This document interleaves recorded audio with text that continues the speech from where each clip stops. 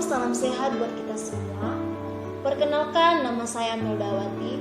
Nomor induk mahasiswa 1901010161. Mata kuliah dasar-dasar pendidikan. Dosen pengampu Ibu Grace Yombing. Hal pertama yang akan kita bahas yaitu pengertian landasan pendidikan. Menurut Kamus Besar Bahasa Indonesia tahun 1995, bahwa kata landasan berarti alas dan tumpuan. Jadi, landasan pendidikan adalah asumsi-asumsi yang menjadi dasar pijakan atau titik tolak dalam rangka praktek pendidikan ataupun studi pendidikan. Berdasarkan pengertian landasan, dapat diklasifikasikan bahwa landasan terdiri dari satu, landasan yang bersifat fisik, yaitu yang mengarah pada wujud fisik, seperti landasan pesawat terbang.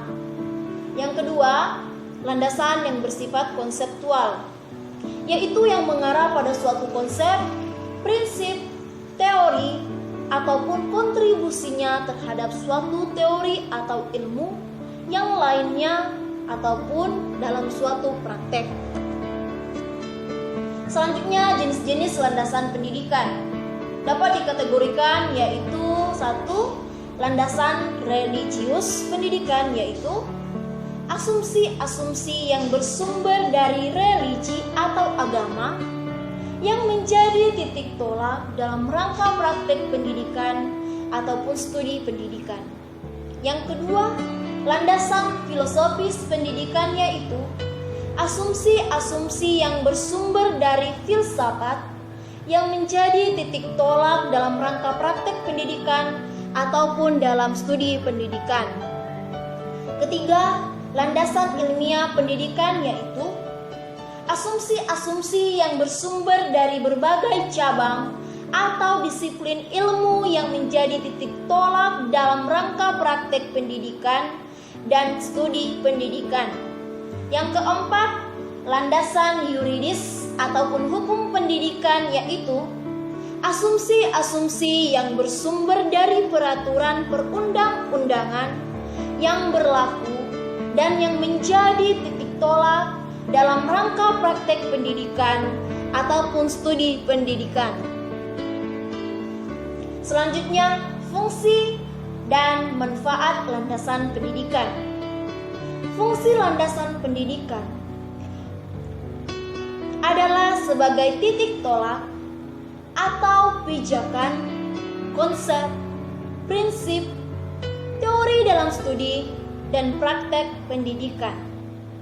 Ada beberapa manfaat calon pendidik mempelajari landasan pendidikan. Di antaranya yang ke-1, mengetahui berbagai konsep, prinsip, dan teori pendidikan dalam melaksanakan praktek pendidikan. Dengan demikian, calon pendidik menggali pandangan-pandangan pendidik yang bersifat teoris. Selanjutnya, mempunyai sikap kritis terhadap pandangan-pandangan teori pendidikan sehingga dapat memilah-milah dan menentukan teori pendidikan yang dapat dikembangkan dalam melaksanaan proses belajar mengajar ataupun pelaksanaan pendidikan. Selanjutnya, secara langsung ataupun tidak langsung dapat memberikan kontribusi pada pola pikir dan pola kerja calon pendidik secara terpadu tentang bagaimana seharusnya melaksanakan studi dan praktek pendidikan. Dapat lebih meyakini dan menghayati tentang konsep prinsip dan teori pendidikan yang dipelajari dalam pelaksanaan pendidikan. Pentingnya landasan pendidikan untuk dipelajari. Ada beberapa alasan mengapa landasan pendidikan itu harus dipelajari. Di antaranya, satu, untuk membangun landasan pendidikan yang kokoh. Yang kedua, untuk mendapatkan pendidikan yang kokoh dan berkualitas, harus dimulai dari landasan pendidikan yang kuat. Pendidikan tidak akan berjalan sebagaimana mestinya jika landasan tidak kuat ataupun tidak utuh.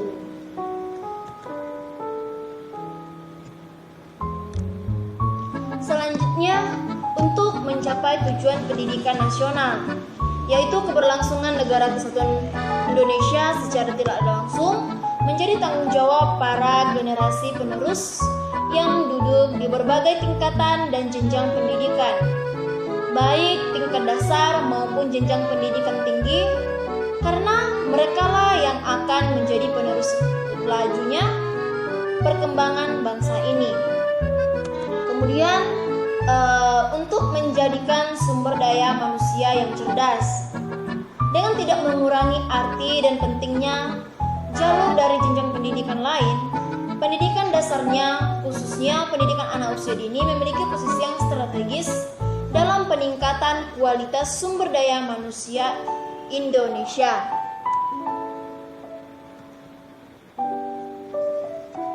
Landasan pendidikan menjadi pedoman yang konkret.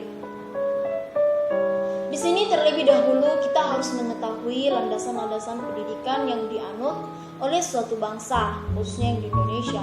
Kita harus mempunyai kesatuan pendapat tentang arti landasan pendidikan. Landasan pendidikan merupakan norma dasar pendidikan yang bersifat imperatif, artinya mengikat dan mengharuskan semua pihak yang terlibat dalam pelaksanaan pendidikan untuk setia melaksanakan dan mengembangkan berdasarkan landasan pendidikan yang dianut. Ruang lingkup landasan pendidikan. Ruang lingkup adalah batasan. Ruang lingkup landasan pendidikan adalah batasan proses pembelajaran di mana peserta didik secara aktif mengembangkan potensi dirinya untuk memiliki kekuatan spiritual, keagamaan, pengendalian diri, kepribadian, kecerdasan, akhlak mulia, serta keterampilan yang diperlukan oleh dirinya, masyarakat, maupun bangsa dan negara. Adapun ruang lingkup landasan pendidikan yaitu diantaranya satu, landasan filosofis pendidikan, yang kedua landasan sosiologis, yang ketiga landasan kultural, yang keempat landasan psikologis, yang kelima landasan ilmiah dan teknologis. Selanjutnya yang kedua yaitu Tutwuri Handayani. Pengertian Tutwuri Handayani adalah penggalan dari kalimat panjang yang terkenal dari Ki Hajar Dewantara, pendiri Taman Siswa Babak Pendidikan kita, yang baris terakhirnya juga menjadi bagian dari logo Departemen Pendidikan dan Kebudayaan Indonesia, yaitu Ing Ngarso Sun Tulada, Ing Madia Mangkarso Tutwuri Handayani. Maknanya lebih kurang di depan memberi teladan, di tengah membimbing atau memotivasi, memberi semangat, menciptakan situasi kondusif, dan di belakang mendorong ataupun dukungan moral. Asas Tutwuri Handayani merupakan inti dari asas pertama dalam Asas 1922 yang menegaskan bahwa setiap orang mempunyai hak mengatur dirinya sendiri dengan tetap memelihara persatuan dan kesatuan bangsa.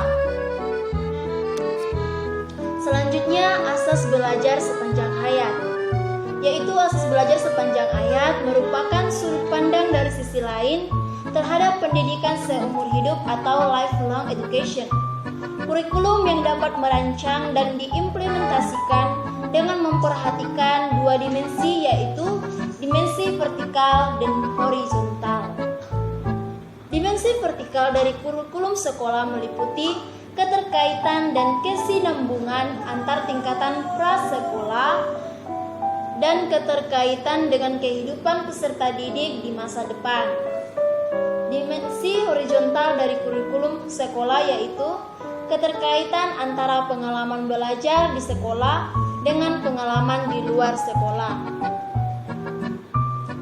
Selanjutnya, asas kemandirian dalam belajar.